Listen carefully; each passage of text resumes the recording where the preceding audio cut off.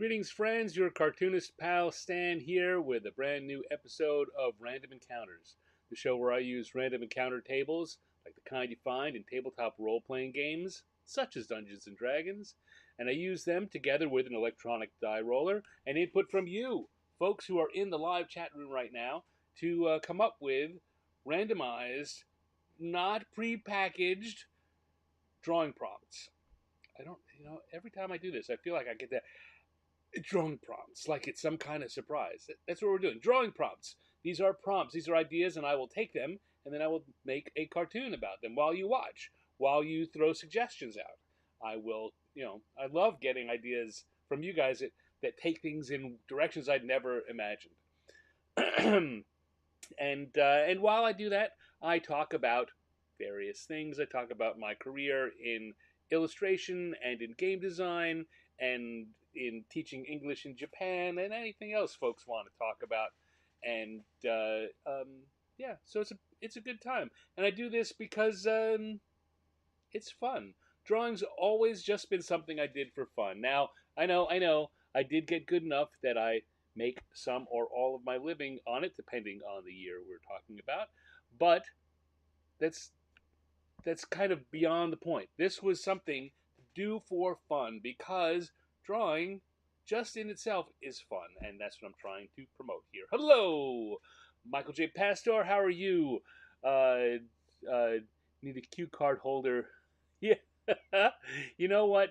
One of these years, one of these months, I will do myself the favor of doing things like maybe getting a second monitor or a teleprompter to roll those words that I tend to stumble over, despite the fact that I know them so well. As it is, I now am just accepting it as part of the. I mean, and not only accepting, I'm embracing it as part of the beauty of live radio, as they say. You never know what's going to happen, and you just got to roll with it. That's me rolling with it. So, yes, that's what we're doing here. We are going to do some drawing, and I invite you to draw along with me.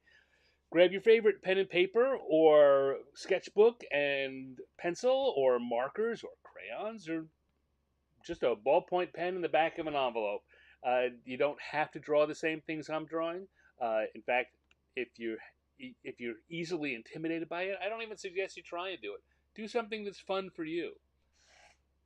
Even if it's just doodling circles and squares and geometric shapes, that's that's fun. I used to do that for hours too when I was, you know, I don't say when I was a kid because it's like something a kid would do. I used to do that all the time. It's just the better I got, the more I thought of other things I wanted to draw more than just circles and squares. But I tell you what, I did always go back to just drawing eyes. You see, if you look through any of my sketchbooks, you will find random, just single eyes, different expressions, different emotions trying to get into the eyes, or just some dark, some large, some squinty, just kind of drawing those shapes. It's just fun. So says Stan. Anyway, that's what we're doing. I will say that as we enter here into the third year of the show, I've been doing a couple of things. I have gone, so kind of long story short, a year ago, this weekend, I think, but just about a year ago, my previous YouTube channel had had some problems that we could not resolve and had to be shut down. And all of the videos that were on that disappeared from YouTube. Now, I had backups of many of them, and I spent some time repopulating a lot of them, like for my Wednesday night show for the 50 Years in the Dungeon show, which is on a hiatus right now, I should say. I'm taking a couple of weeks off, and we can talk about that later if you want. Um, but on that, I made sure because it was timely and there were interviews that I thought people would want to see. I got those up right away. And with this show, I got a lot of the videos back up. In fact, the ones that I had sitting on my desktop in my on my in memory, then I got them all set up, and I knew where the others were stored, and I just have slowly, every once in a while, gone around and drug some up. But as I realized that it's been a year since that happened, and we just passed the completion of the second year of this show, I'm making an effort to get all of the early episodes of Random Encounters. Now, I don't know how much call there is for those. I don't know how many people are going to be super excited about going back to watch the early sketch shows. I don't know how many hours a week people need of me doing randomly inspired scribbles. But it because uh, even if I didn't put those up with a full year plus, I had a good 70, 60, or 70 of the 100 and some shows already up there. Do we really need to get the others up there? And I think yes, for posterity's sake and for just my own sake, I do want to get them all up there. So I've been working on that. If you watch the YouTube channel this week, you may have seen if you're a subscriber, and you know what? Please subscribe. Click the subscribe. Click the subscribe button. It would be super helpful to me. Not because it makes me feel good, but because the more people who subscribe, the more these shows get promoted out to new people, and we can get more folks to join us. But if you are a subscriber, you may have noticed that I have been putting up old episodes this week, and I'm kind of moving backwards. I'm down to I think I put up through episode 20, so like 20 through 106 are now available, and I've got the others kind of lined up, and over the next couple of weeks, I'll be putting them up too. So there you go. That's one thing that's happened this week. Hello, Devious Hearts. Good to see you, my friend. So yes, that's going on. What else is going on? I also have made a slight change to this show, and I'll be curious to see who notices it immediately. But I'll explain what it is in a second, because we're about to dive in and do our very first drawing. So I'm going to pick up my iPad Pro and my Apple Pencil, which are what I use for this show. Also, the app Procreate, none of which is sponsored. That's just what I use, and so I let people know, because everyone seems to want to know what I use. So here we go. I'm going to pull up tonight's encounter tables. Do you notice a difference? I bet you do. I bet Michael notices right away that it used to be that I had 6 entries for each of these lines, and then a bonus board in case we roll doubles. Well, we've gotten so good at handling that what if we roll doubles, or what if we roll something we don't like, that I thought the bonus board wasn't really necessary. And I find that randomization being what it is, and only having 1d6, 1 to 6 options, I was getting a lot more re-rolls, or the same number coming up twice. So I have expanded each of these lists to 10 now. Now, Adventurer is still always going to be number 10, the last spot on the Who column. But other than that, we've got just more options on the board. And I think that I'm going to leave it open for folks to make suggestions for what should go in to refill the spots that get blanked out. And at the end of each episode, I take out what was rolled this time and replace it with something new. So I'm going to say from here on, after the show ends, so it shouldn't be, you don't need to put it in chat right here, but after the show ends, you leave a comment of what you think ought to go in, or is a suggestion for something to go in to replace either the empty spots on the Who or What column, based on what's leaving. And that way you can even more have a chance to affect what it is that I'll be drawing. Hello, Perry Caldwell. Thank you for dropping in. Totally love seeing you here. Vampire eating ramen noodles. Perry's already voting for vampire eating ramen noodles. Well, let's see if the dice. Oh, here's another thing you may notice. I've underneath the who and the what, I've written white and black, which doesn't really have a meaning based on how I used to do things. But now I'll show you. Rather than rolling twice, I've just put 2d6 here, and so I'll just roll once. So this would be an 8 and an 8, but with it this way, it would be a 3 on the who and an 8 on the what. So just little shifts, little shifts. After 2 years, I think it's time to begin to refine the process a little. Okay, let's go. It's enough babbling. Wait, hold up. Enough babbling. Let's go. So let's roll the dice and see what we got. We got a 10. 10, we know it right. It is adventures. 10 and 1. That's pretty extreme for our first number. 10 and 1. Adventurer scared of a mouse is our first drawing. So I'm going to turn off that. I'm over on sketch layer of round 1. I've got the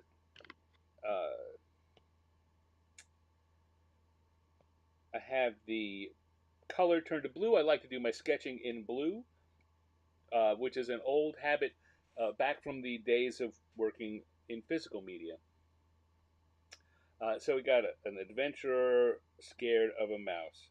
I think once again I'm going to do my big, strong fighter character because that's the funniest.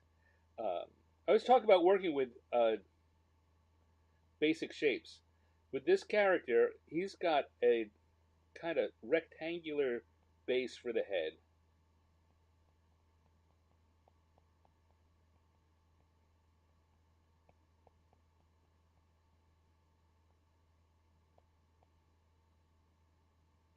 And a longer rectangle there for the body. He's got a little hook nose. Now the question is how I want to posture him. Now I've got him, going to have him, let's make that a little smaller so we can work with this, up on a stool. That seems like a good way to get away from a mouse. Now, posture, as I say, is always an issue. So here I'm thinking we've got a posture of his back going like this and his legs coming out like this to give us that kind of up in the air, scared look. Now, the question I'm thinking about is what to do with his arms, and I think that he's going to need one coming across that kind of he's scared, and this one just kind of up in the air. If you're the further you get into drawing, the more that you're coming up with a familiarity with what different postures convey, how they convey emotions, and add to a scene or something. They're things you'll want to explore. Okay, he's got shoulder guards.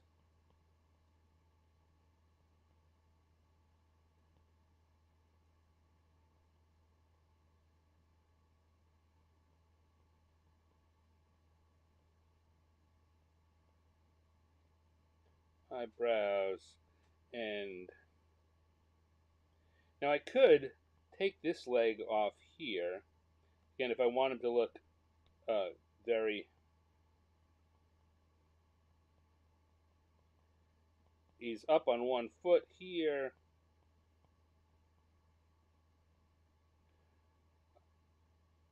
I could have also stuck it out like this. That's not quite as good. Doesn't he looks too uh, that looks too skillful a pose.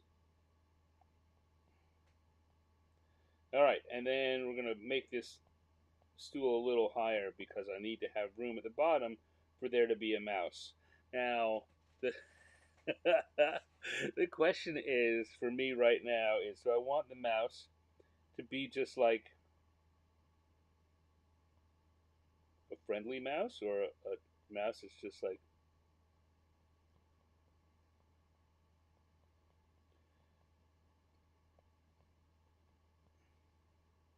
not sure what's going on. We could have a mouse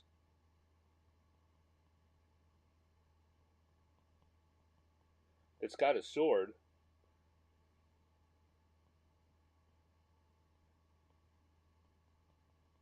like this. I'm kind of liking the mouse with a sword. The the normal mouse is kind of a standard joke, right? And I like to take things just a little different. We take our mouse here. Probably want it to be a little bigger than that.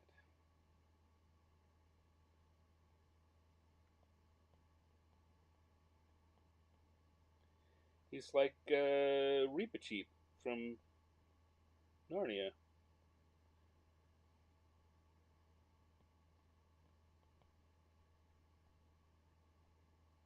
I gotta change where this guy's eyes are looking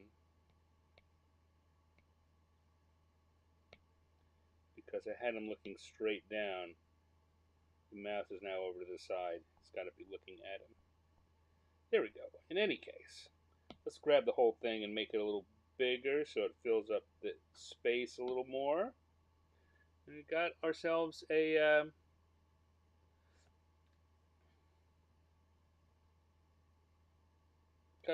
the basic sketch for our drawing. I'm looking up to see what's going on here. Um,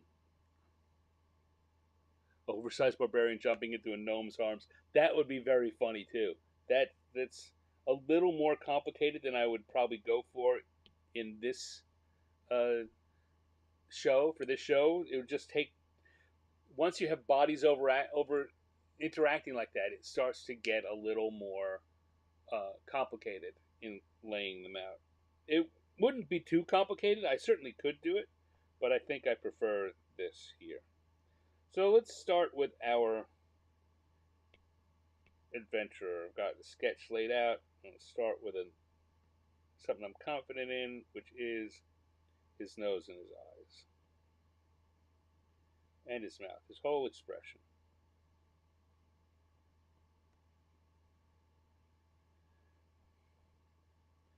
And then I think I'm going to go for this arm here because it's going to pass in front of the chin. That'll help me decide how much I really need to draw because he's got a beard. I always give him a kind of goatee-ish beard.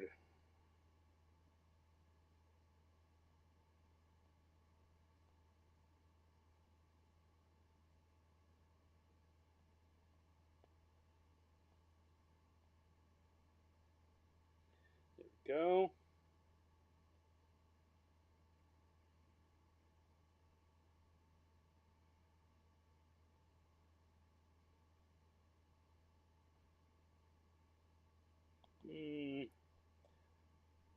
So what I was doing there, something. So this is his shoulder pad over here, and this is the inside where it's going to be shadowed. So I started putting it in black, but since we're going to be coloring this, I think I'll leave that for something for the colors to play around with.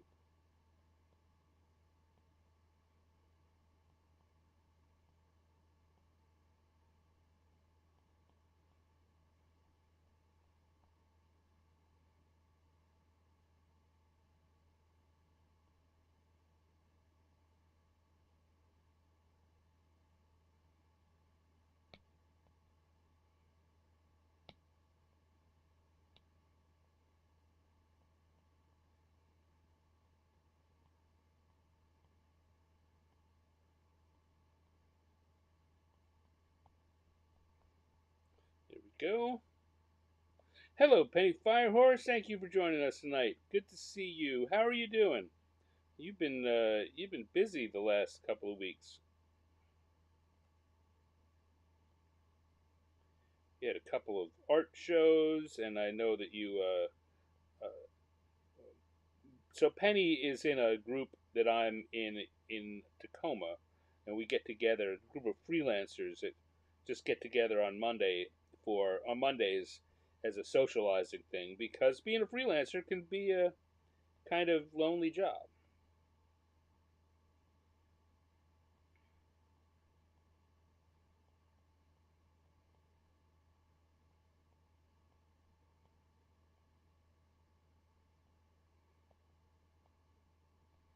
There we go.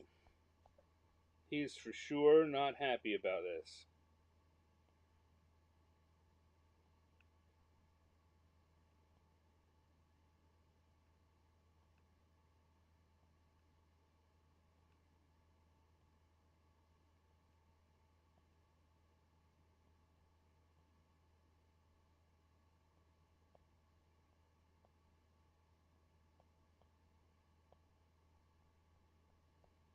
And over here we've got ourselves our mouse. Be a little more careful. In fact, in some situations I might go to a smaller brush to do this, but I'm gonna just rely on my delicate drawing skills.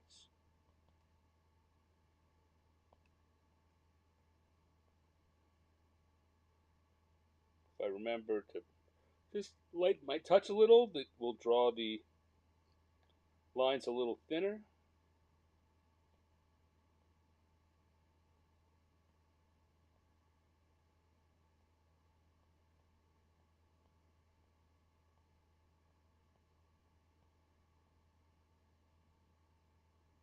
And our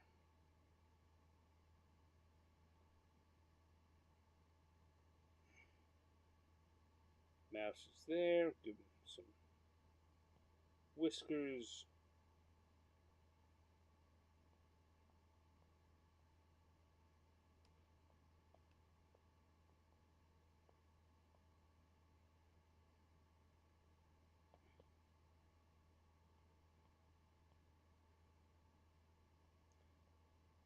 And we'll give him a little mouse tail. Like that. And we basically got, maybe a hint of a helmet on his head.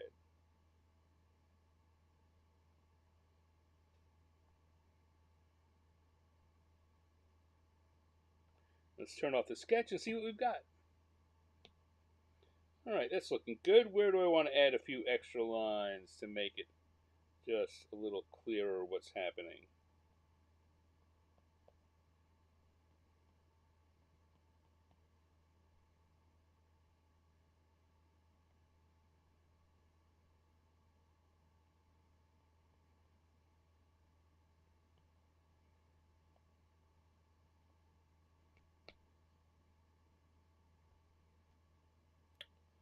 Put a knee, I put some kind of pad on that one knee, so I want to make sure it's the same on both sides. But overall, I think, I want to adjust that. That wasn't looking quite right on the stool. I want to give us a view on the edge so we see his foot on top. And then just a little bit of shadow on the rear stool leg. All right. There we go.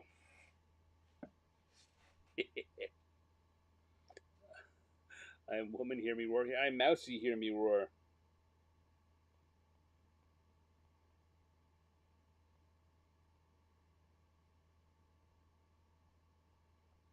I guess we know who got the jump on initiative here, huh?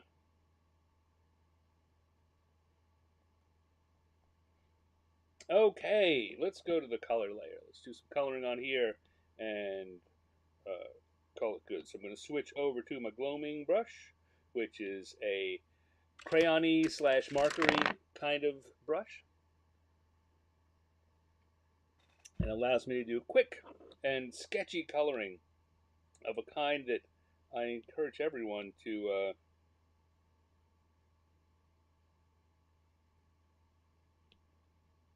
bear in mind, to put in your toolbox, as it were. It is a way to do this coloring quickly and yet still. Oh, I see what I wanted to add there. I'll finish that one sentence before I go back for the other. And still lets you to do it quickly and still have it look very to language, not my friend today, and still have it give information to your viewer, which is what you want to do with all the lines and colors you add on. You want to be sure you're adding the information that's important. And by using what I often refer to here as my shape within a shape style coloring, where I'm not filling in the whole thing, but I'm identifying the shape. So, like, let's see, let's start with this arm here.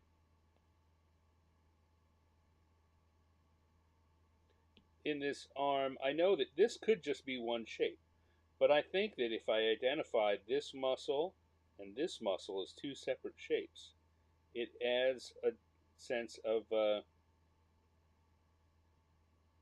it adds that extra sense of depth and um, three-dimensionality without having to do a lot of extra drawing. Here we go. Same thing here on the leg. I'm going to use a bigger brush there. Got the quad and the upper muscles there, and the lower thigh have them connect up there. And just by putting those colors in that way, I'm increasing the how it how that plays to the viewer's brain. Okay, what do I want to do here? I want a different color. I want a softer gray, softer blue-gray. I also always do this thing when I'm drawing armor, or I very often do, particularly for a quick armor, is I break it down into three what's the word I'm looking for? My brain really isn't working tonight. Three textures, right? The super hard, the really hard texture for the torso is what I do. I'm using that lighter gray for. The first one I'm using for the flexible areas, the arm and the leg. This super, and then I'm gonna do an even darker one for the fingers.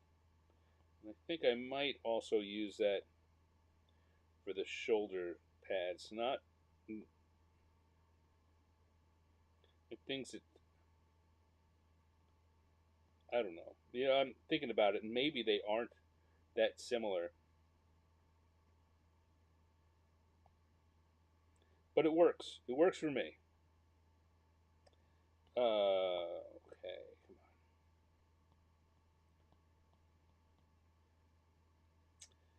on. I want to take that darkest one that I did, pick it up again, and go even darker for that area I was talking about before, where I could have put black in.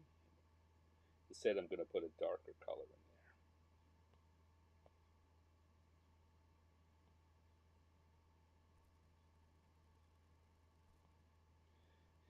there. And then for the gloves and boots, I'm going to use kind of a tan, a light leather, a soft leather color.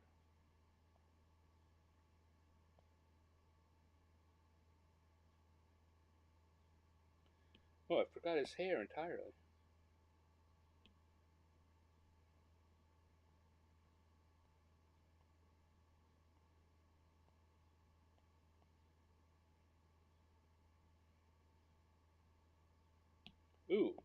showed his tongue. Got to color the tongue. There we go, and we'll come back down here and use those same colors, those same armor colors, for our mouse.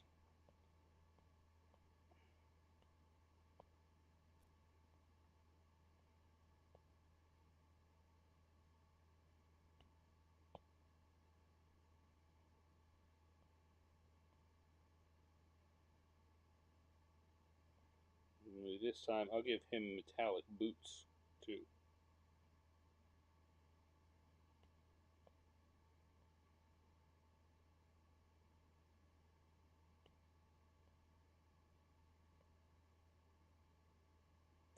And we're gonna go for a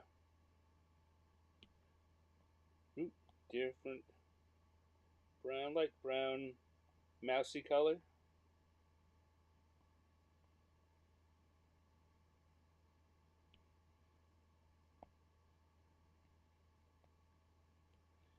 Pink nose, pink tail.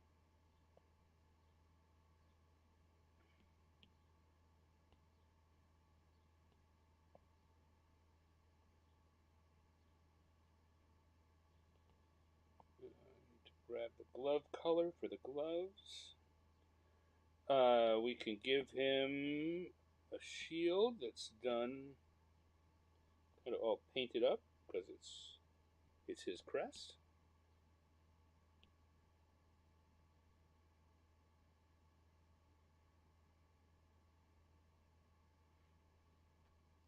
Here we go. We just gotta put some color on the bench.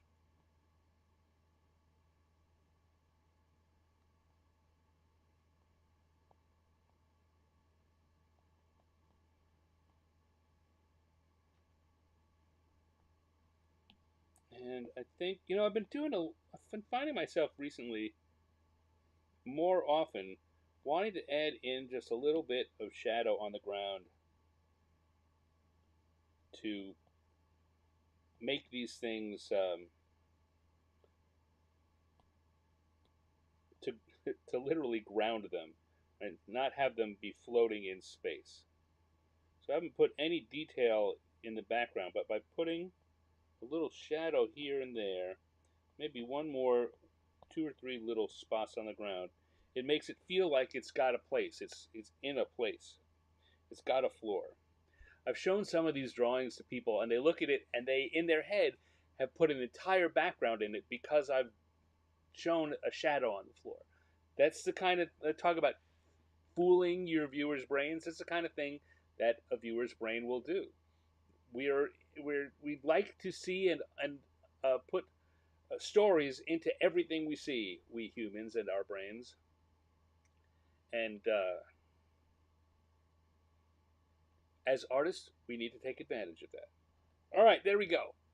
That's looking good. I'm going to come back here to the studio pen and the lines layer. And I'm going to put a little stand in the corner. Oop.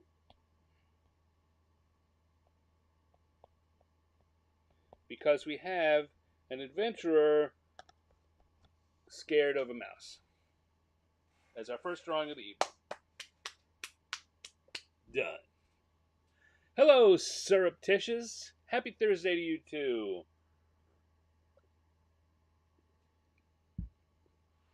The fear of mice is musophobia or murophobia. I don't know. I don't know that I can do anything for that with the sketch, but I'll file it away in my brain and try to remember to double check it. Okay. One drawing down.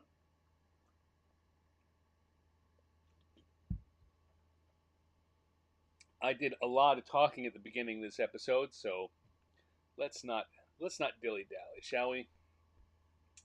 I'll come back. I'll turn off round one. I'll turn on round two. Go to the sketch layer.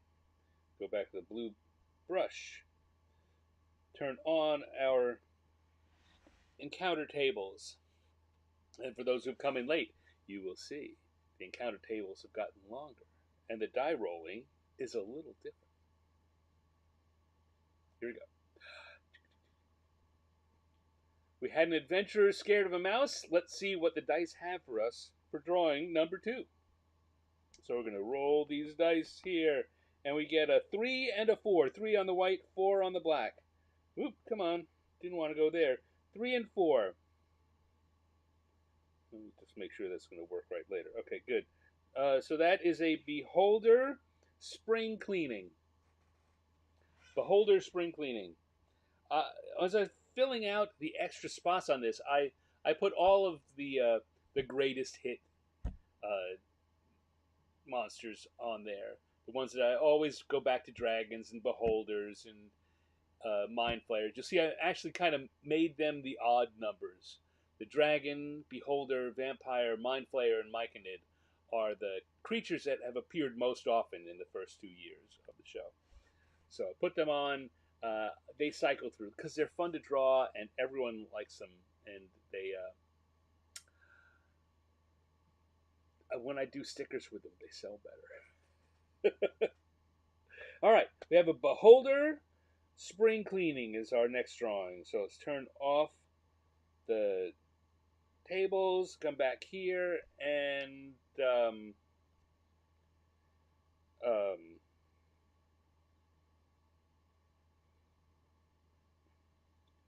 we're going to have the beholder. The thing is, the beholder has disintegrate ray. So spring cleaning shouldn't be that hard.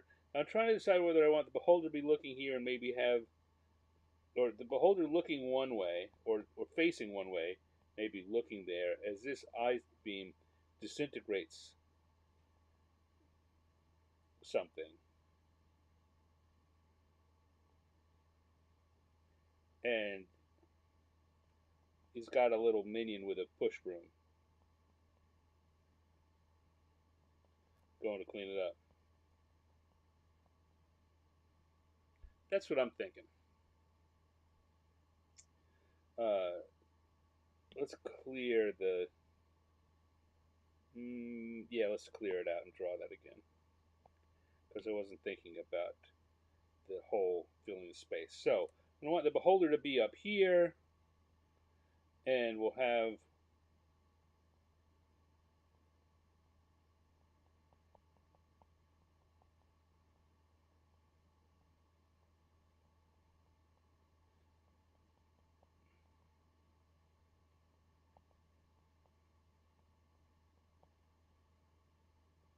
the minion maybe doesn't need to go quite that far. We'll see in a minute, but I think maybe it's going to have to be back underneath the beholder. It's going to have one eye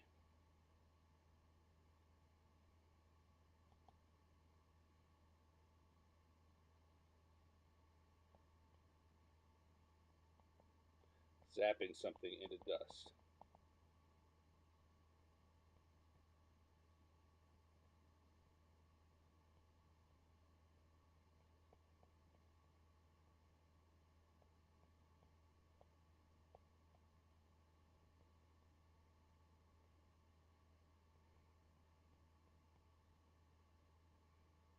In a larger picture, I might have, there's another one of the eyes is a telekinesis eye. So you could have an eye, um, we could have that eye floating some stuff onto a shelf or off the ground or floating dishes around. There's a lot that could be done with this.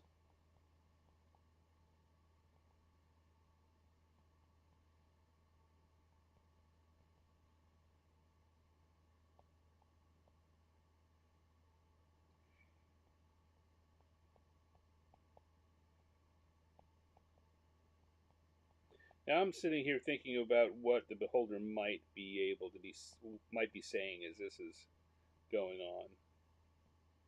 Something about I don't know why everyone complains about spring cleaning, or maybe just disintegration makes spring cleaning so much easier, so much easier. I'll give you guys a chance to think about that. Uh, this is the drawing that I'm going to do, but I'll give you guys a chance to think about and make pitches for what I might have the beholder saying, or something else to go along with it. But that's what we got. We got the beholder. We got a minion. We got a beholder. We got a minion. We got a zap and a pile of dust. That's what's going in the picture.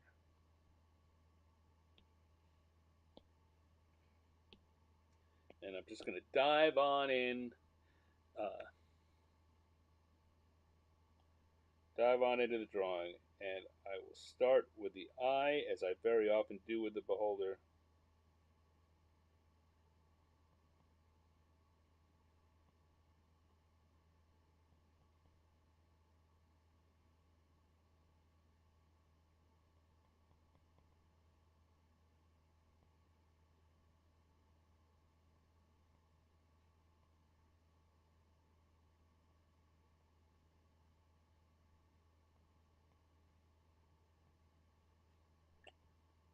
And there's there's some things that are just super easy about the beholder because it's just a giant circle with eyes on it. And on the other hand, trying to make that look, trying to make that work, right? So it looks real enough. It's not real. It's nowhere close to any sort of real, but it needs to be internally believable.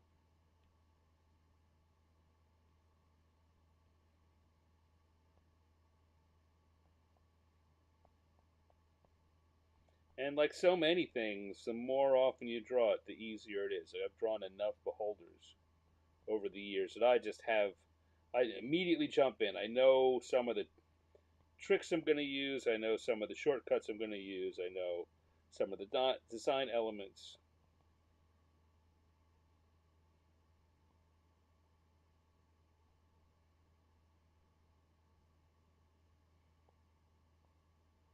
Like these spikes. Not all the beholder design styles for over the years have had those chin spikes, but I really like them, so I include them pretty much all the time.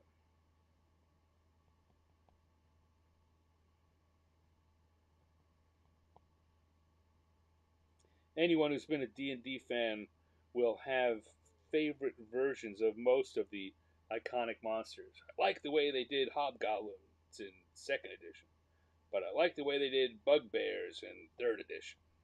Things like that, which sound like very silly conversations, but and they kind of are. But it's fun, and it shows that you have a passion and you care for it. But certainly, I've seen these conversations get a little out of hand sometimes.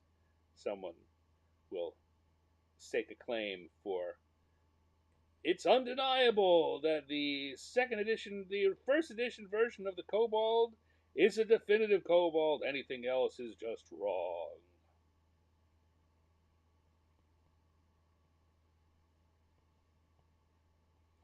I have my versions I like, and I go back to even after. Sometimes they're not the ones that most people like. Like I just said before, I really like the third edition Bugbear, which does not seem to have over the years. It's now 25 years old, that design, and it's been redesigned at least twice. And the the one I like is not the one that most people have uh, embraced as their favorite version. Doesn't matter because it's my drawing. The only time it would matter would be if I had a job to do drawing for a client who wanted to use a particular version, particularly if that client was Wizards. I would have to use the current version.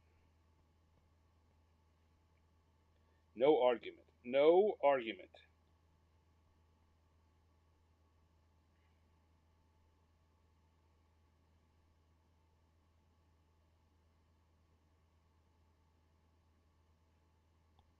Mm,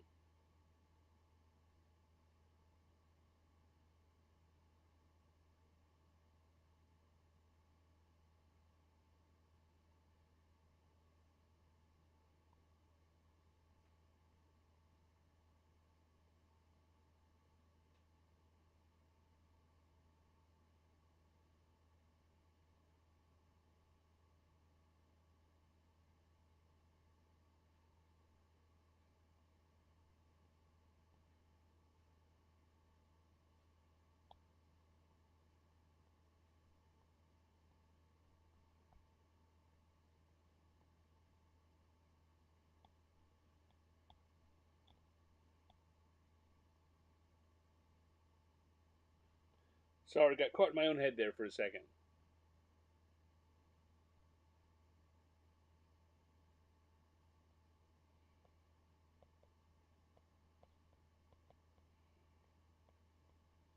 Michael says it's not the illustration, but the categorization of the purple worm. According to Chainmail, it's a type of flightless dragon with a stinger on its tail. Well, yeah, there you go. So you're going back a long ways for that, but there's some, you know, that's the one that speaks to you. That's the one that's in your head. Then other versions will just seem off. And maybe, particularly when Wizards decides to go another way, it can be, I understand, it can be disappointing. I'm disappointed when they choose to use a different version of a thing I liked. Uh, I really liked I really liked the third edition Umber Hulk too. Although the second edition Umber Hulk, to get a little nerdy here, when Tony DiTerlizzi really played up the insectoidness of the Umber Hulk, and I think that really appealed to me. But I think that Todd Lockwood and Sam Wood, who did the third edition version, uh, took that and played with it in a way that I liked even better than Tony's drawing. And then going forward, they kind of moved away from it being quite so insectoid and more hulky. Umber Hulk.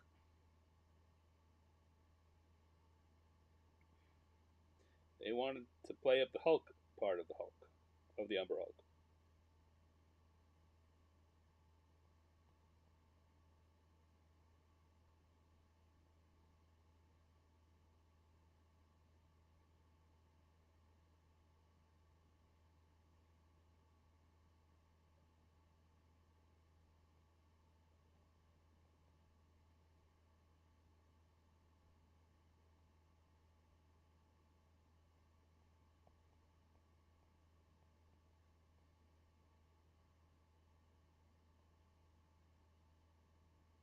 You can. It's kind of interesting that in both of these drawings, I've got at the little mouse in the other one. I've got a little koboldy guy in this one. There's a theme so far today. It's that there's little guys all over the place.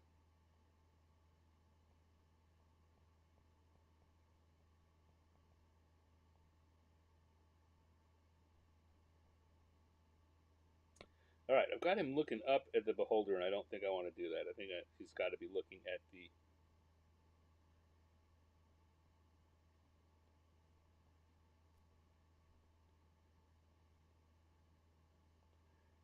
the pile of ash slash trash that he's running off to take care of.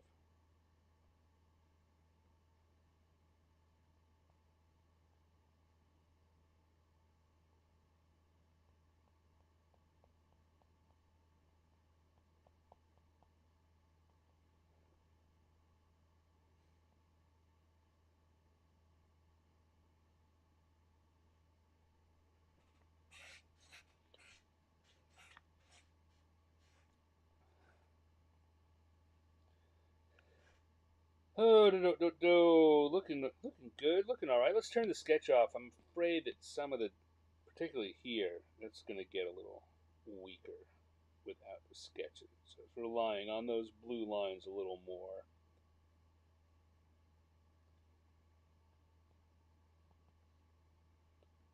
than I'd intended to.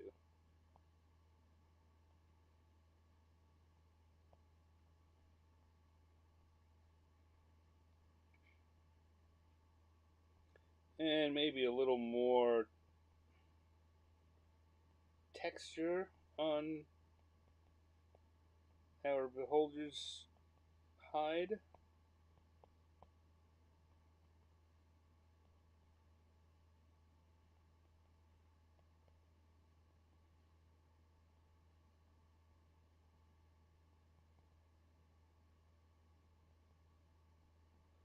There we go. I think that looks pretty good. looking at the Forgotten Realms wiki with the various editions drawings for the second edition Umber Hulk, yeah, I could totally see that. I really did like Tony's drawing.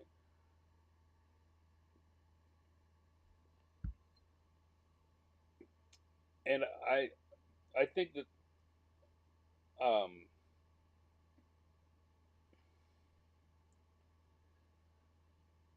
I think the reason that I like Todd and Sam's version, the 3E version, a little better, is that Tony's version totally got that weird alien insectoid thing, but it didn't look.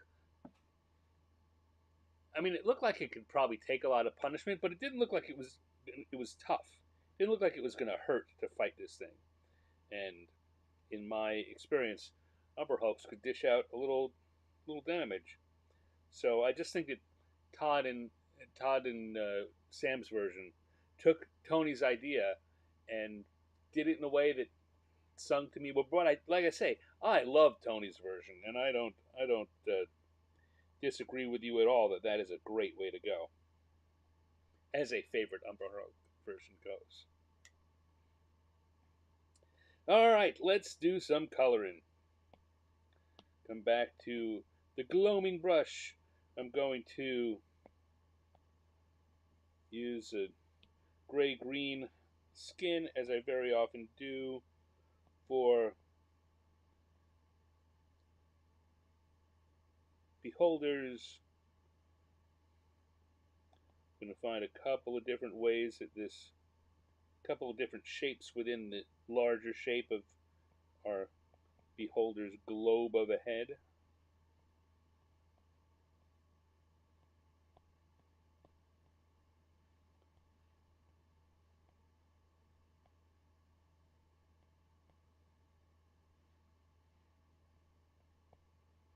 I want to darken that up for the eyelid here. The upper eyelid.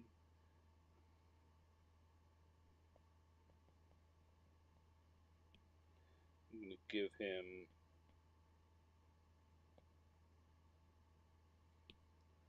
purplish eye. And the whites of the eye are going to be very yellow.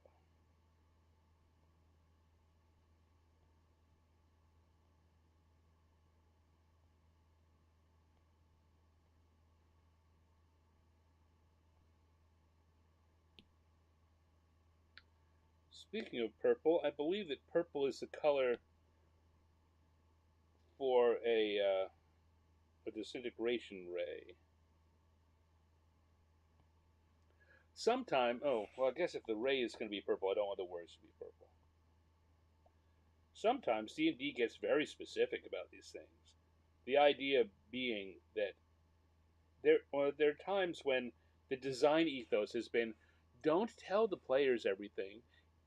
They should be, give them a chance to figure it out for themselves. So if you tell them that a fireball is always a glowing red ember and a disintegrate beam is always a purple beam, as opposed to a frost beam, which is always blue or whatever, then in the game you can just say the color and expect them to figure out, or give them the opportunity to figure it out on their own.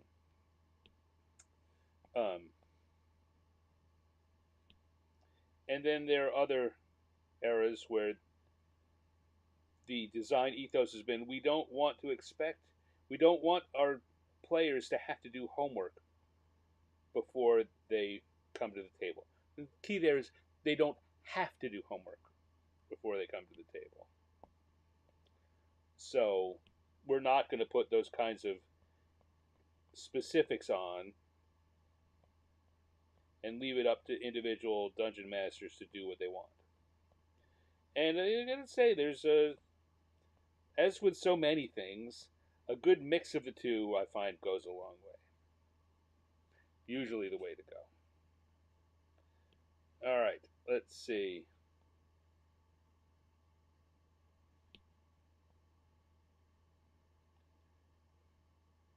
I'm gonna make our kobold kind of a brown lizard, like a gecko.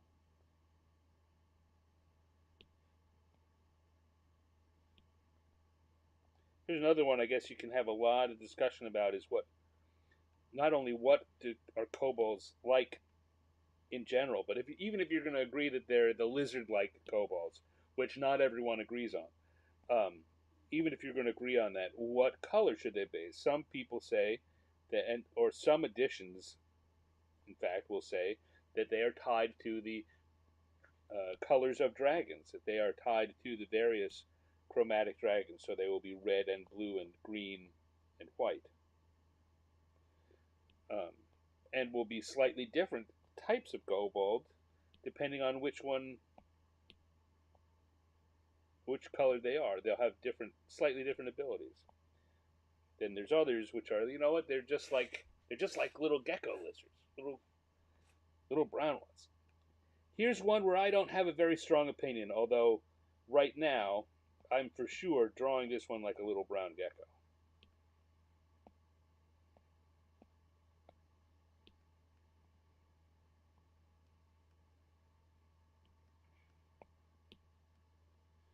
This one is that kind of kobold, but I don't feel that all kobolds need to be that way.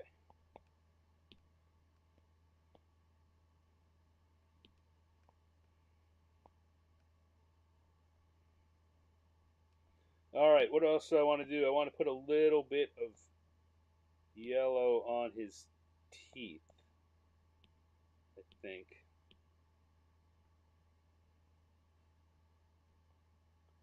So they don't look so clean and pearly white.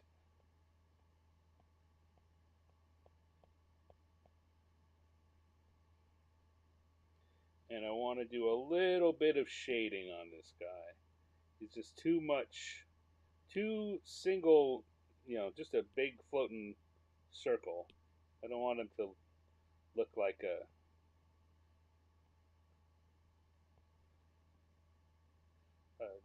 just a sphere. So do a little bit of this shading, which again, like I was talking about before, that increases your viewer's eye will pick that up and interpret it as a lot more detail, a lot more three dimensionality than you actually necessarily put into it.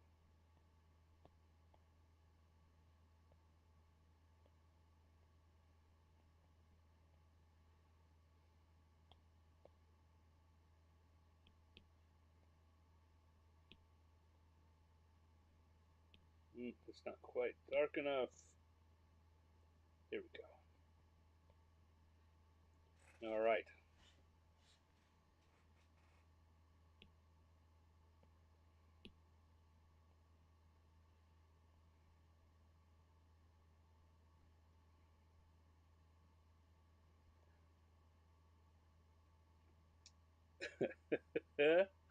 uh, Michael says my DM had different colors of dice for different attack types, and you had to figure it out. Oh, okay. Well, yeah. Some DMs really like to get that kind of puzzle thing going.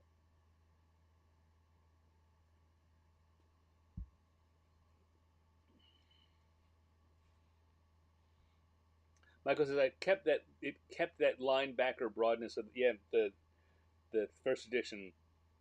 Umber Hulk really was like a big pillar of a creature. Um, so I guess the question is, do we want to have some text here? Turn the sketch layer back on for that purpose. See if we come up with some. See, I'm thinking he's gonna just want to say something like, "I don't know why everyone says,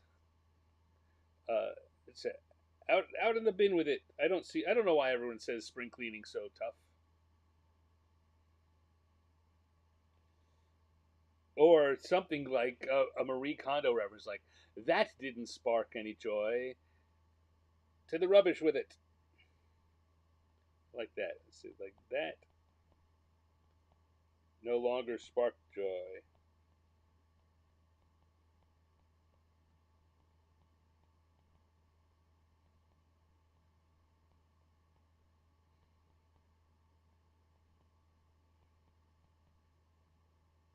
To the dustbin.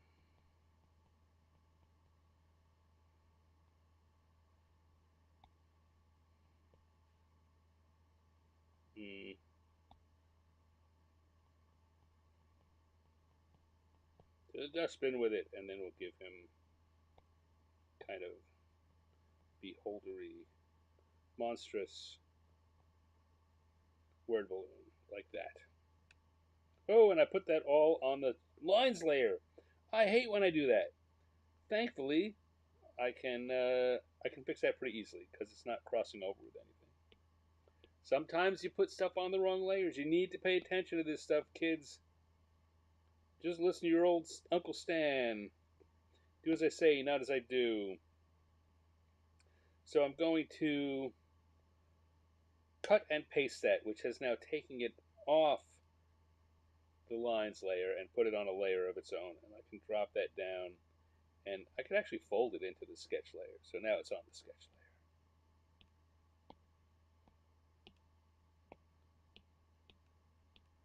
Let's see, if I turn off the sketch layer, it will disappear, come back to the lines layer, and do okay. Start writing. So it's going to be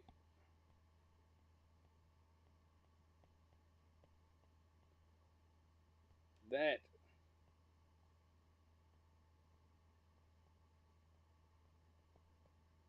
No longer, I'm going to make this present continuous instead of past.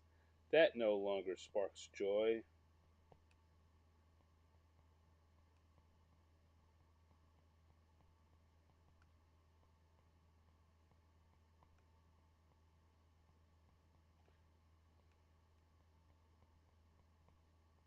To the dustbin with it. And then here we go. We're going to create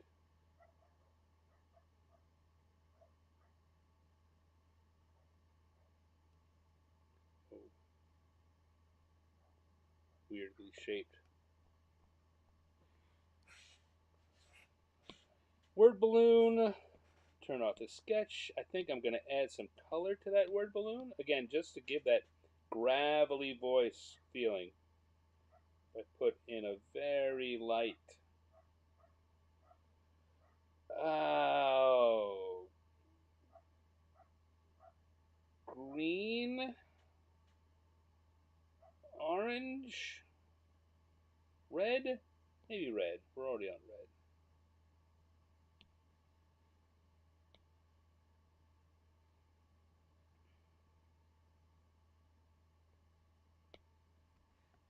It's got to be very light.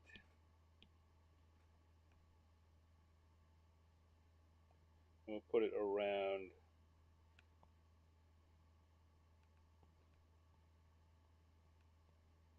kind of hanging at the bottom. Like the bottom of the voice is doing something gravelly and strange. Oh, that no longer sparks joy. To the dustbin with it.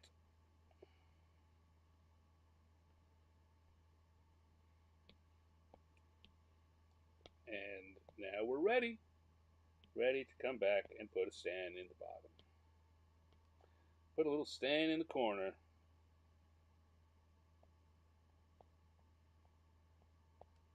Because we have ourselves a beholder doing spring cleaning.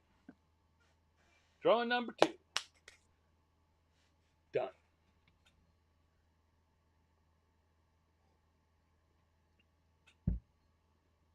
Does this spark terror?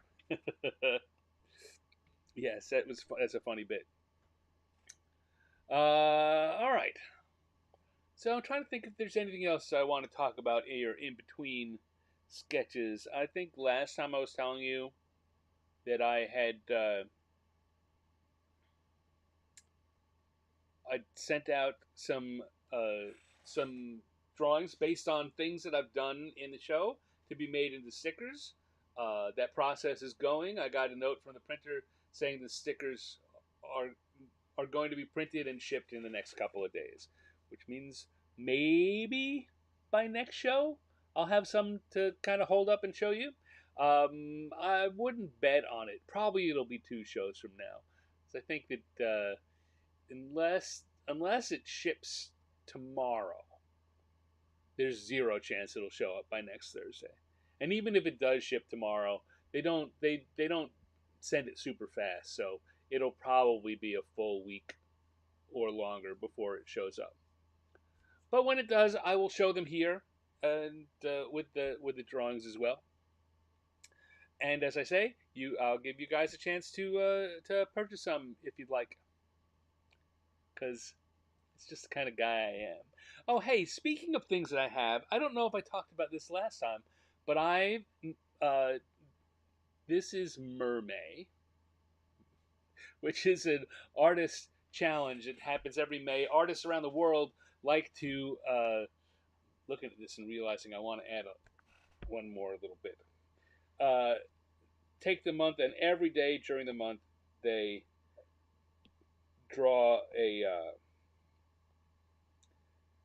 they do a mermaid drawing. And I am not participating in Mermaid this year.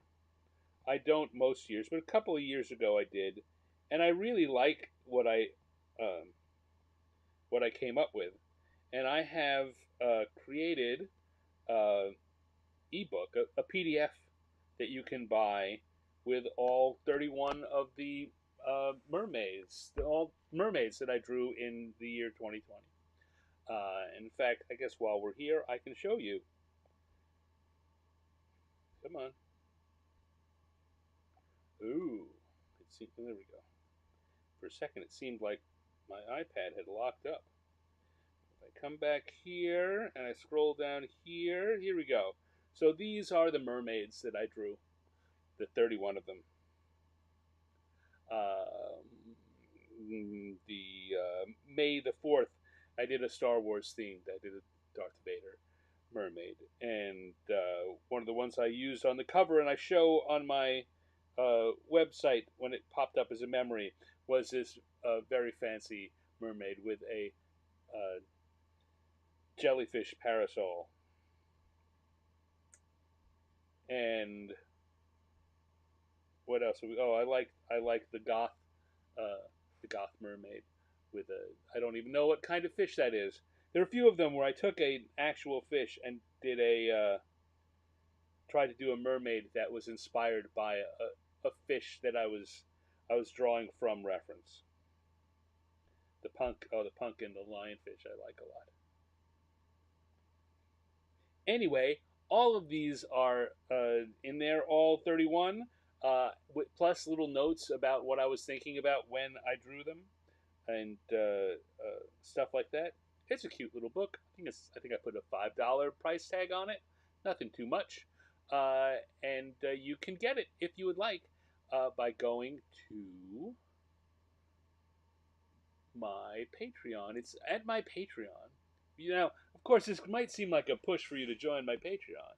Patrons did get access to this book 2 years ago when I first made it, and if you join now, there's still access to that you can get as a patron. But if you just want to pick up the book, at my Patreon, there's a shop, and in the shop you can buy the PDF. So if you like that mermaid thing, check it out. End of commercial. Okay. Let's come back here. Come back here.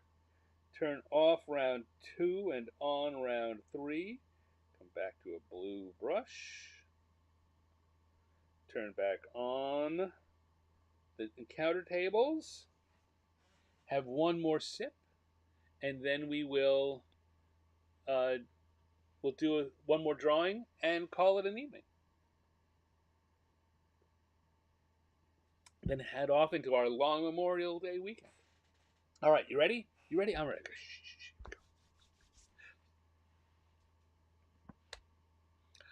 I'm not ready yet. Hold on. It's just, I get myself ready, and then I'm not really ready. Yeah, you know what? A couple of times I've done videos, been an actor in things, or particularly not when I'm acting with other people. When I'm like recording an advertisement, I have the same thing. Where like, don't cut, keep going. I gotta go. Let's just no, one more time. Now I go. I don't know what's up with that. I'm the kind of person a director would hate. I'm the kind of actor a director would hate. Hello, Dale Donovan. Welcome. You're here just in time. I'm about to do the intro for the third drawing, and I'm completely flubbing the completely flubbing the the intro. So shh, let's do it one more time. We're gonna do it. All right. We had a beholder that was doing some spree cleaning. We had an adventurer who was scared of a mouse. Let's go back to the dice and get us one more encounter, um, one more prompt. Boy, you'd think I'd never done this before.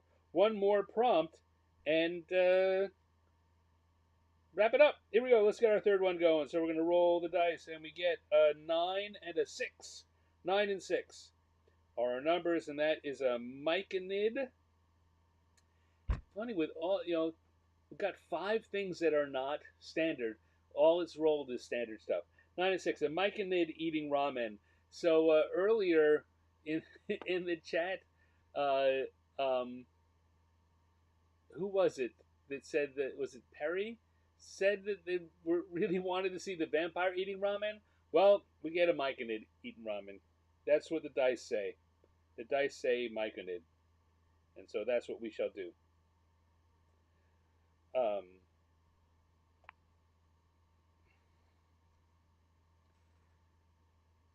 the mouse was from the tough side.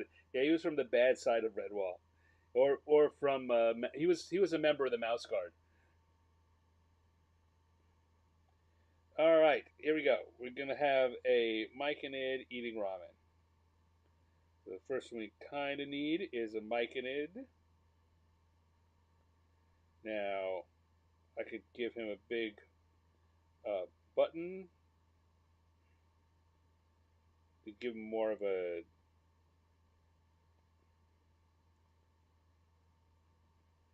taller cap.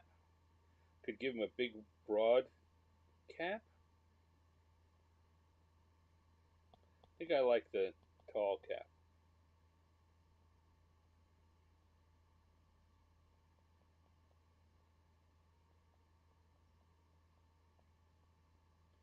Tell you, ramen. There's been a ramen um, revolution here in the U.S. in the last 5 or 10 years, where you can start to get good ramen. There's lots of places that do pretty good ramen, but none of them. It still doesn't hold a candle to the ramen that I used to get in Japan, and I miss that. I miss that something fierce.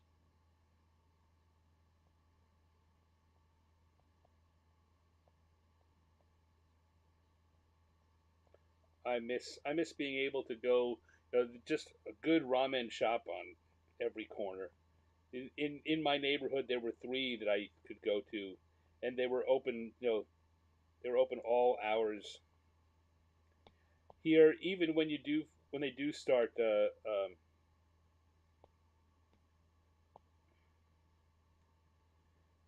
having good ramen restaurants, they're only open during regular meal hours, usual um, dining hours.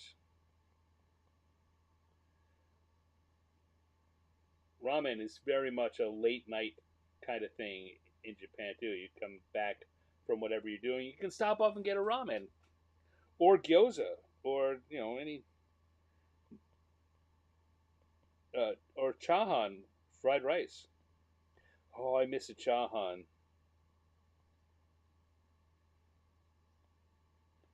That Japanese fried rice is something else. And you know what? I like Chinese fried rice. I like Thai fried rice. Fried rice is good. It's good no matter who's doing it.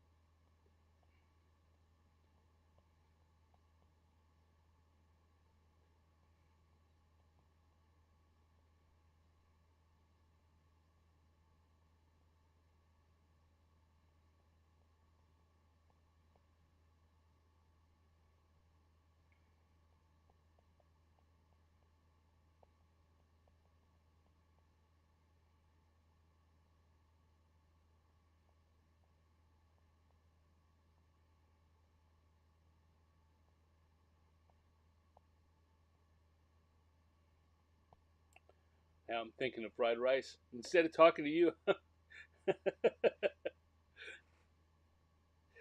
oh, Chahan.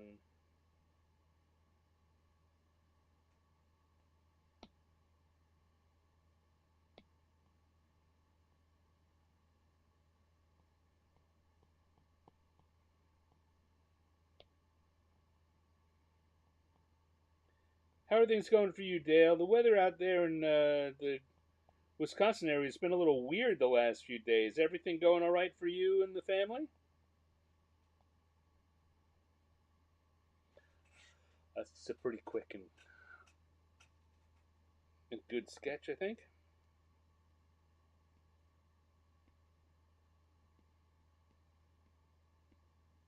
Let's go to the lines layer and we'll put it in there. Let's see, Michael says fried rice is awesome. Mm, so good, so good.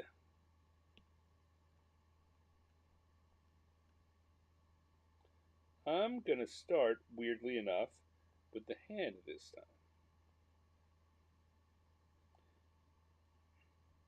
Because the placement of that bowl and everything is going to, I can change that around.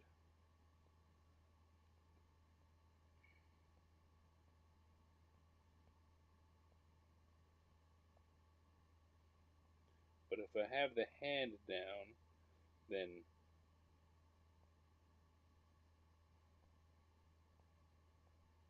that's where it's got to stay. Everything else has to move around that.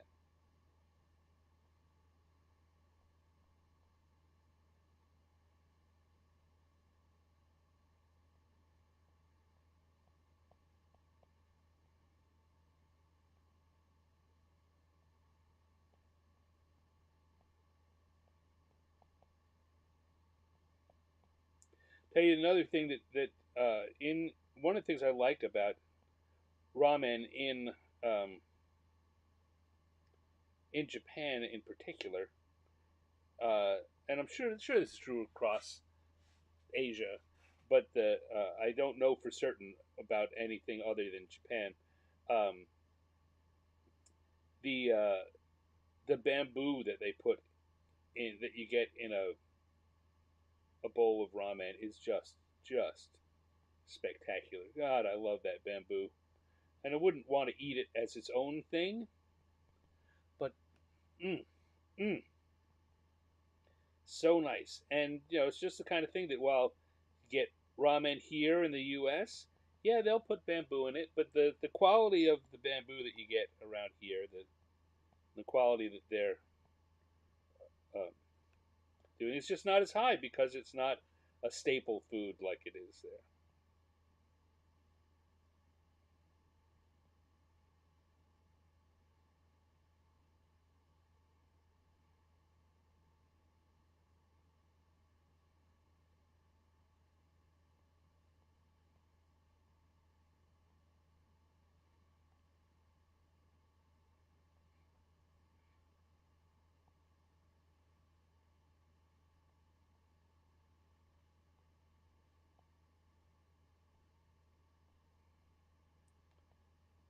This strong is making me hungry,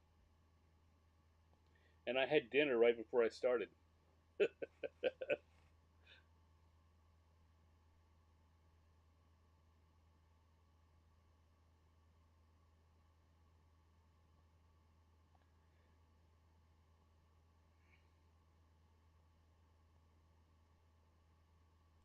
wonder if this guy likes enoki in his ramen mushroom.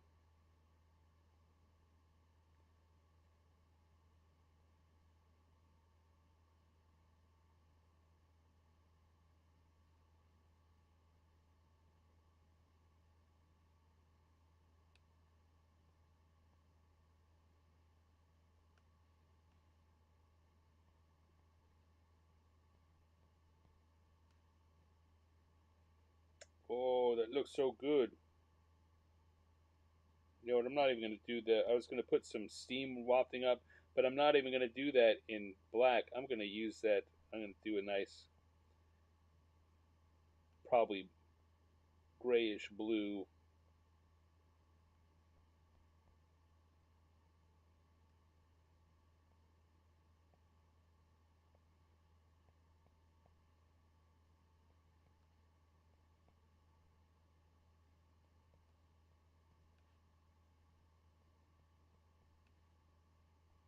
Mm, mm, mm.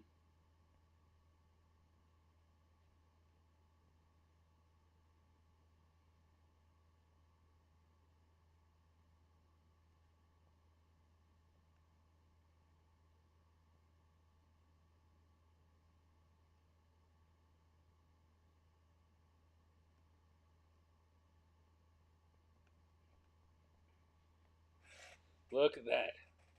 Look at that bowl of ramen. Look at that bowl of ramen. Mm-hmm.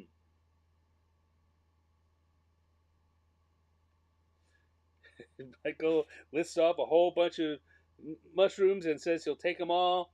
I'm with you, man. I am a mushroom fan. I'm a mushroom fan. All right. I think that I will not draw uh, lines for the colorization on the cap either. I'll just do that with color. So let's turn off the sketch layer. See what we've got, what we need to add in line wise to help here.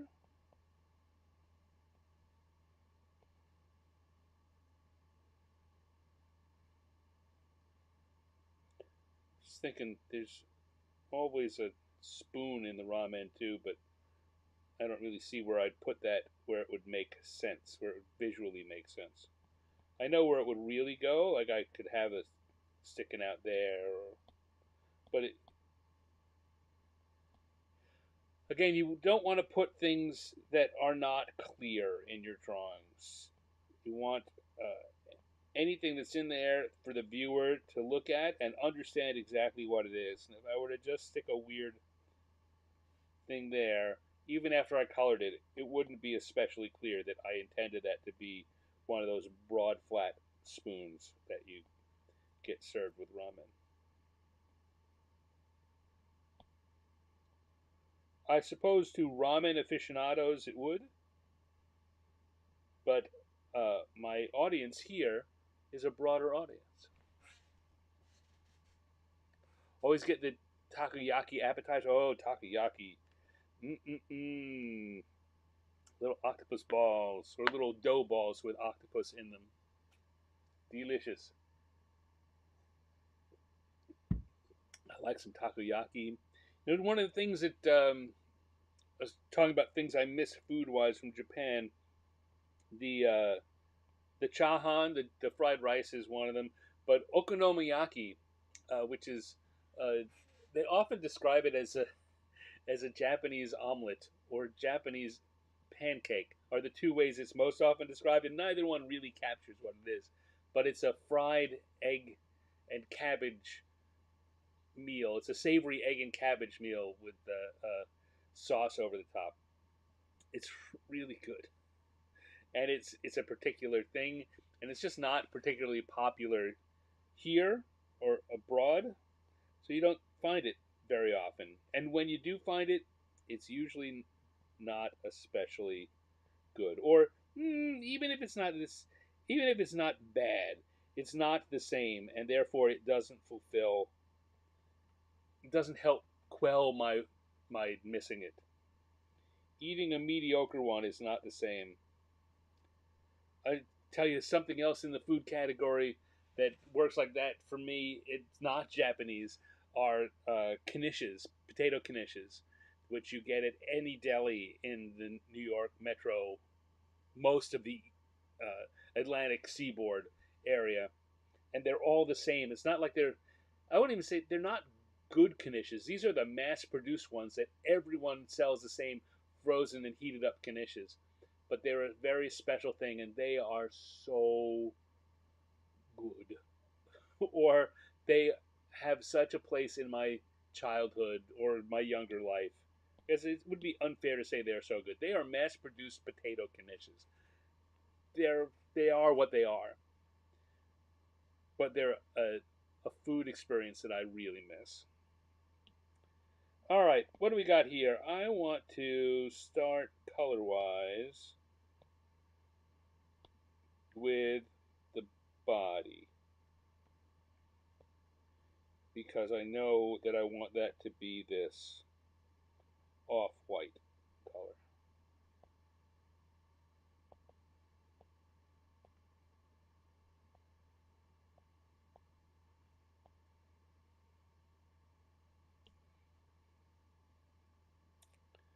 trying to decide what color I want the mushroom cap to be. You know what? I'll give that to you guys. What color would you like the mushroom cap to be? I will go on to work on uh, the ramen for a second. What color would you like the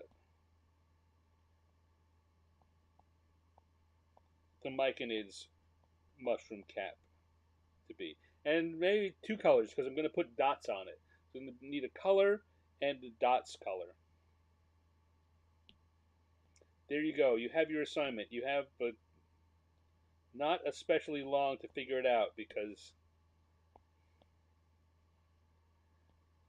this isn't going to take me terribly long to color.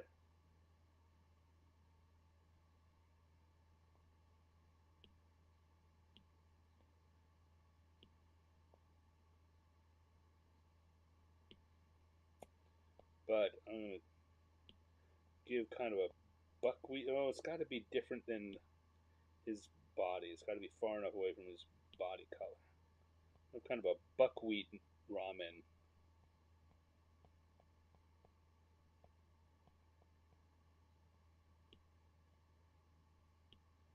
And of course, those delicious pieces of bamboo I was talking about before. And then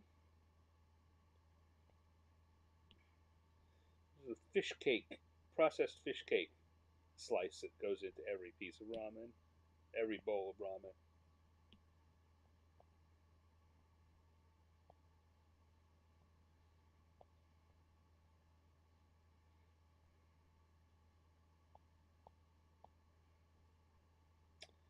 And I'm still giving you some extra time here.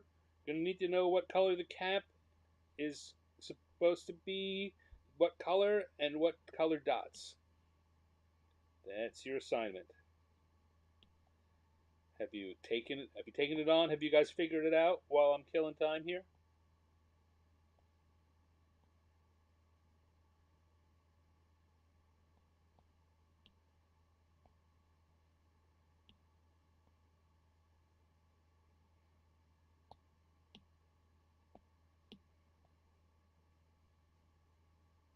You got it? Let's see what we got here. Um,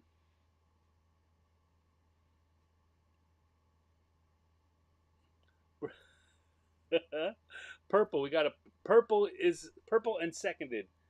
Uh, Dale says my mother-in-law makes amazing dumplings with potatoes and bacon. Oh, that sounds good.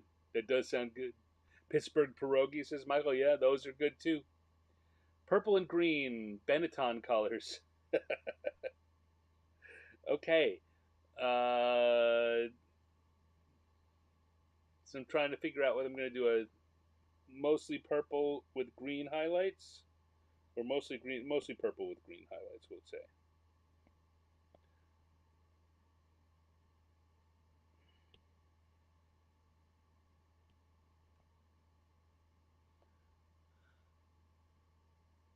I think. I don't know. Let's see. Let's put it on there. It's going to be easy enough to change if I don't like it. So it'll be like a purple with Benetton green was dark green like that. So that's what the. Does that look good? Does that look better than that? Yes. Base purple.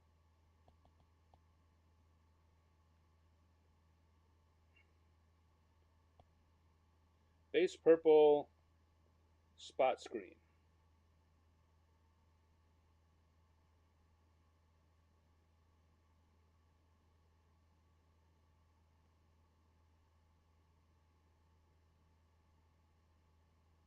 There we go. Purple cap.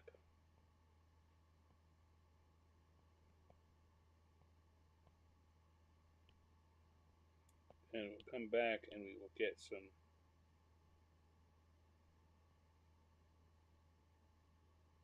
green spots on the purple cap.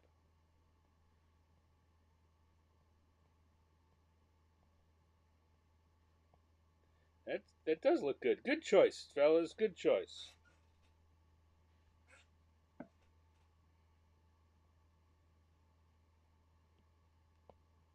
Now, need a much darker version for under the cap,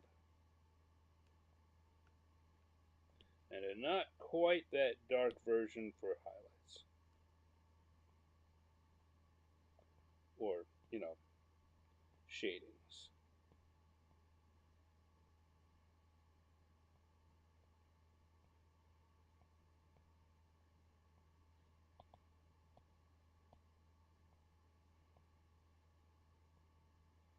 We'll do the same for the green, slightly darker version.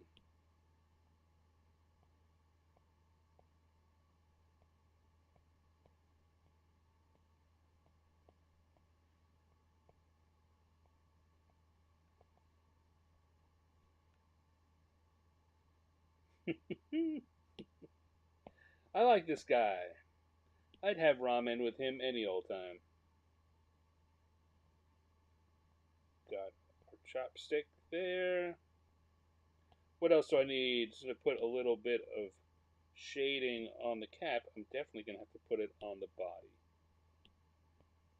So first of all, we need a little shadow for underneath the cap, and then along the back like that. Coming along good.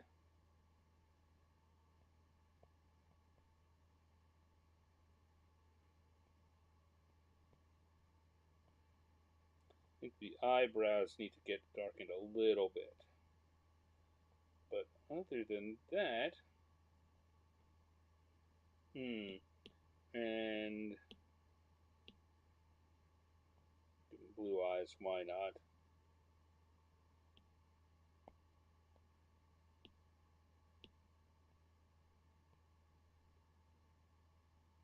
There we go. I think that's looking pretty good. We've got ourselves, to put a sedan on that in the corner, because we have ourselves a Myconid eating ramen.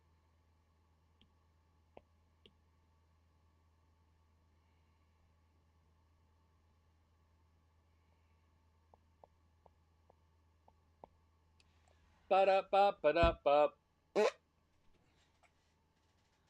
The color combo was all the rage for Gen X. That color combo was, yeah, it started to be all the rage my final years in college when Benetton first started going out nationally.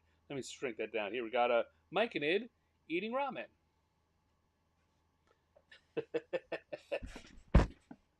Thank you, surreptitious. I appreciate that.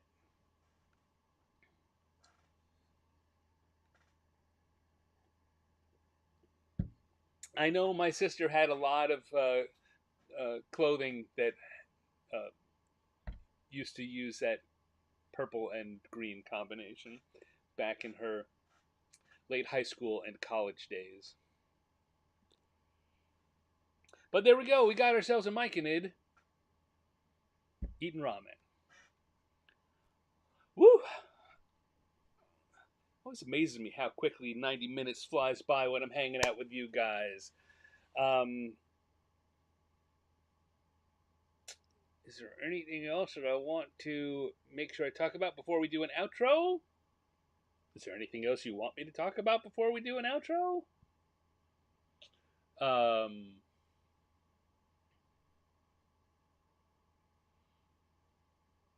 nope. All right. I'm going to have one more sip. We'll do an outro, and then we shall go back to our lives. We'll get ready for um, our Memorial Day weekends. You guys have any plans for your Memorial Day weekends? Let me know in the chat. Okay. Ready? I'm as ready as I'm going to get. Here we go. We have here a Myconid eating ramen. Before that, we had a beholder doing spring cleaning. Before that, we had an adventurer scared of a mouse.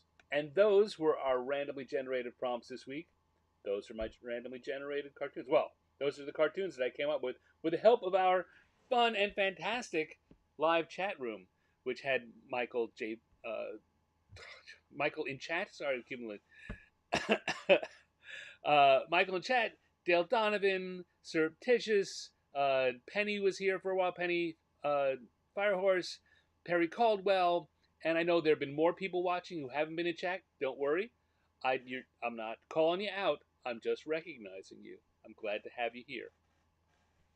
And anyone who's watching on replay, I really appreciate you too. That's going to wrap it up for this week.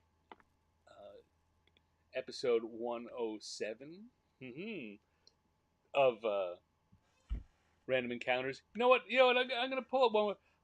I've done this a few times recently because I did the thumbnail drawing I did this week. I really like, and I want to find a place for it. I want to find somewhere so it doesn't just disappear into the universe after this. I think this. I mean, it's not the most original idea, but I just think this one came out really cute. I like it. I've already done next week's promo cartoon, which is a little strange for me. I had two different aliens and baseball ideas, and I drew them both. And I chose this one first, but I've decided I'm going to use the other one for next week. So you've got that to look forward to. Thank you all for coming along. I really appreciate it. It would be super helpful to me if you're enjoying this to please give a thumbs up or a like or a heart or whatever it is on the platform you're watching it. Please subscribe. And in particular, I'll tell you, the place that I'm trying to grow the most is my YouTube channel. So if that's not where you're watching it right now, come on over to youtube.com/@TheRealStanX. I should probably make an overlay for that if I'm going to try and encourage people. But find the YouTube channel. It would be super helpful to me if you would subscribe there. I'm still trying to increase my subscription numbers. We succeeded in getting them to over 100, over 500 subscribers now. A year out from, as I was talking earlier, my old channel crashing. It was nearly at the 500 point when it crashed. I was just about to get to 500 subscribers. A year later, made up all that ground. We're now past that point, zooming forward. So please help me out. You won't you won't hear a lot from me.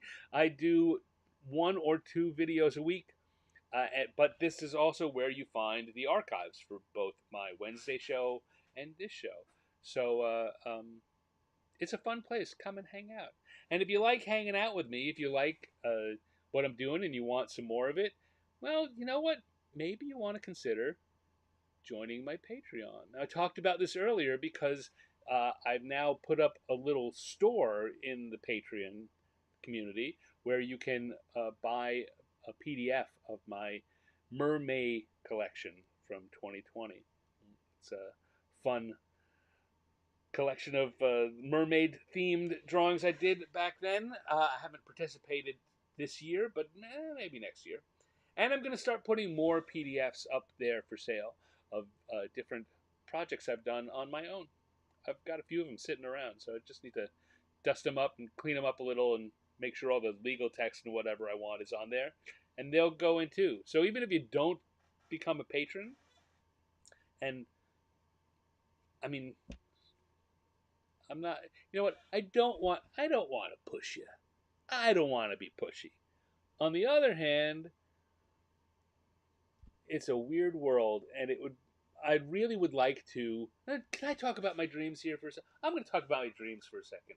I would love to have this community where people who enjoy what I'm doing, want to be a part of it, want a little behind the scenes info, want to support it, want to encourage me to do more, join up for $5 a month. I've got a $5 level, I've got a $10 level. I'm thinking about putting a higher level too. I just have to figure out what I can do to make sure that I feel I'm providing good enough good enough giving giving back value to that. Uh, people like that just want to make sure that I'm a resource, that I'm a resource that's around, that I keep producing stuff regularly, and that uh, you know that we can that I can grow that community to a few hundred, 1,000. 1,000 would be huge. 1,000 would be huge. But a few hundred would be great. Um, because it's really all it takes for me to focus on doing these things. For me to make these my my job. Like, let's just give up doing anything else. What I really need is about 400 people to give $5 a month. And uh, I don't I don't say that I don't shrug on that like that's nothing. It's not. It's a lot. I believe me. I understand. I don't feel entitled to any of that. I don't feel. I'm so glad that I have the people that I have. I'm so thankful that I have the people I have. But I'd like to grow that community because I really like doing this stuff. If I could make it so that I could stop worrying about other things and focus on this, well, first of all, I'd be doing more stuff. I bet there would be more than one night of random encounters a week, or something like it. Anyway, but on the other hand, I don't want to push people like go join my Patreon, be a patron, come on, be my patron. But I've got to make sure I'm getting it out there. So don't please don't feel like I'm trying to strong arm you. But I want to make sure you know it's there, it's available. If or when the time is right, join us in the Patreon community. And there's a free level in case all you really want is the free level stuff. And anyone can go to the online store and buy the PDFs there. That's completely open to anyone that wants to have it. So go to patreon.com/Stanix, and if nothing else, check out the shop. See what's there, and come back. I'll let you know when I put new things on there. All right. Am I winding down Substack? No, Substack's going. Substack is a thing. Uh, yeah, that's a good question. I meant to talk about that earlier. I had a combination of very very busy week trying to hit a couple of deadlines, and a uh,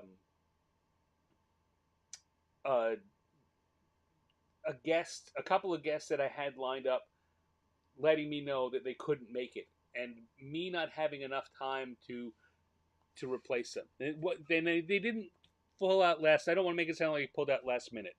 I just didn't have the time to reach out to my group of people and organize something, and uh, um, it's just been easier for me to say, you know what, I'm taking a little break. But you remind me, Michael, that I haven't. I should send an email. I should make a post so people don't think I've just disappeared. The Substack. So yeah, look for that in the next day or two, Michael. I will be making a post to the Substack about where things stand. But since you've asked already, the gist of it is going to be that I'll be taking a couple of weeks, if not off completely from it, pulled back very much. I'm thinking about what I can do to kind of replacement uh, entertainment, and I've got a couple of ideas, so I'll put those in the post, and you can see then. Man, I rattled on more than I thought. That's it. I'm taking this Patreon plug off the screen. I'm coming back to just you and me, and again, I'm saying thank you. Thank you for joining me. Glad to have you here. I will be back next week for another episode of Random Encounters. I'll be on my Substack, substack.com, or 50 years in the dungeon.substack.com is the one that Michael's talking about. Though I'll tell you, I'm considering making a second Substack, which is more just more broadly me. I feel like this one I really need to keep focused on the show because that's the bill of goods I sold people. that it was a Substack for the show. But I'll let you know if that happens. There may be you can sign up for it. It's StanX, just like the Patreon StanX, the STANNEX. You could go. Gonna give someone motion sickness with this sliding in, sliding out. Stanx.substack.com already exists. I just don't post anything on it. But so you could sign up for it, and then you'll be there already if or when I make something happen there. So go have a look. All right, I promise this time for real. Thank you all for showing up. Have a good Memorial Day weekend. Have a good week. I'll be back here next Thursday, and I look forward to seeing you then for another episode of Random Encounters. Until then, take care.